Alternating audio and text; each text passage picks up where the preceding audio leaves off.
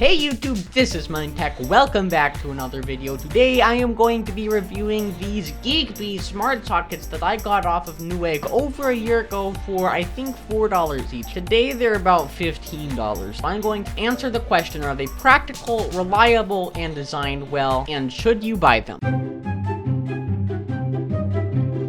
First of all, let's go through the setup. I did run into a lot of issues. Sometimes it didn't think that it was on Wi-Fi, like it didn't support a 5 gigahertz Wi-Fi connection, which I thought was kind of weird. And also it has a lot of problems detecting and installing these switches. Even from the first day that I got them, it took a very long time and then said, oh, we can't detect it. I honestly think that I had a faulty switch, but I tried like 5 or 6 times just recording that video segment. The app itself is adequate. You can turn it on or off. You can set up scenes, press this button, and it'll automatically change according to what you want. And you can also schedule the device to turn on or off. If you're on vacation and you want a lamp to turn on every single night and you don't want your neighbors to know that you are out. But it's honestly kind of buggy and it's just lackluster. It doesn't make a lot of sense. It's not that intuitive. So I always recommend linking it up to Google. There you can add it to your different rooms. You can set up routines along with all of your other smart devices, and you can control that with the Google Home speaker. But if you don't have that, at least everything's all in one place, so you don't have to scroll down 5 different apps to try to control your smart home. And it is very easy to set up in Google. All you have to do is remember the username and password to that Geekbes account, and the Geekbes account is something that I appreciate, how everything is stored in the cloud, because that allows you to easily share your devices with other people or have an account logged into multiple devices. Also, if this and that, I have set up when someone subscribes to me on Twitch, it'll turn these lights on. It's nice to know that other companies actually support these. They're not just that random knockoff Chinese product. So let's talk about the reliability of these switches. They are rated for 125 volt, 10 amp, and I can assure you that they are very stable, delivering a solid amount of power. For example, the lights that you see right now are being fed by one of these switches. And I've also had monitors, computers, and these lights all hooked up at once. There's no fires, which is a really good thing.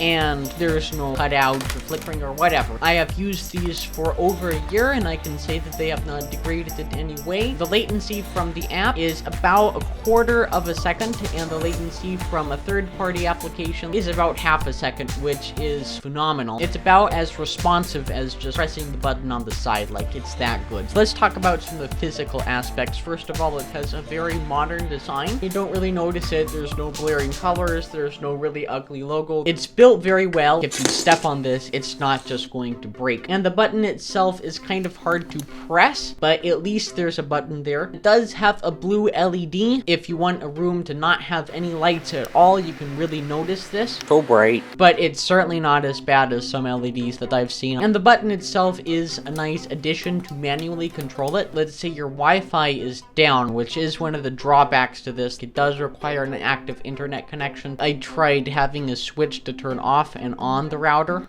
and I quickly found out that it's not going to work. But it's a very good troubleshooting step, and it's crucial to resetting the device and getting it into a certain pairing mode. It's not that big either. It's kind of big, but it's not so big that it's going to hinder devices from being plugged in into a regular socket. I can comfortably have a small device on top or below this switch, but in something like an electrical surge protected strip, this does sometimes take up slots. And let's talk about the practicality of this. I think that this, and any other smart socket for that matter, is something that you should add to your life, especially at night or in the mornings in your bedroom, to turn out the lights when you're going to bed. Google, turn off the bedroom lamp.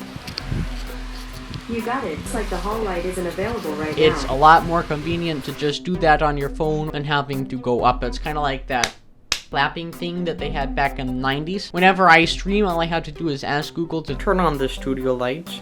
You got it. Turn on the studio lights. and she turns these lights on and the backlight. And this is another place where adding it to Google shines. You can control all these different devices all at once. Google, turn off the bedroom lamp and the hallway light Turning 2 lights off. at a certain time. I actually have one at 10:45 that turns on the bedroom lamp, the bedroom fan, and some music on the Google Home speaker. And then at 11 p.m., the bedroom lamp and the music turn off, but the bedroom fan stay on. What time should I set the alarm for? 7 a.m. Tomorrow at 7 a.m. Okay, playing the latest episode of Blue Lake. At 7 a.m., I have the bedroom lamp turn on, music turn on, and the bedroom fan turn off to get my butt out of bed. The best way that I've found to set this up is to use a strip and plug all the devices that you want turned on into that strip. This can extend to be a socket for 3 or 4 devices. Just make sure the switch always has to be on. This is adding in power and cutting that power off. It's not sending smart signals to the device to control the device's power. Something like a coffee maker that requires interaction to select the cup size, that can't be controlled with one of these. But other than that, guys, I really love these Geekbes Smart Sockets. They at least were a great value. I'm not sure for $15 I would buy any smart socket. Maybe 2 for that price, or maybe look at another smart socket that's a bit cheaper. All that I said about the practicality of these smart sockets go for any other sockets. You know, these are some really handy devices. I really enjoyed the year using them. I do recommend the Geekbes brand. They make an awesome product, just some issues with the software side of things. Thank you all for watching, and I'll catch you all in the next one.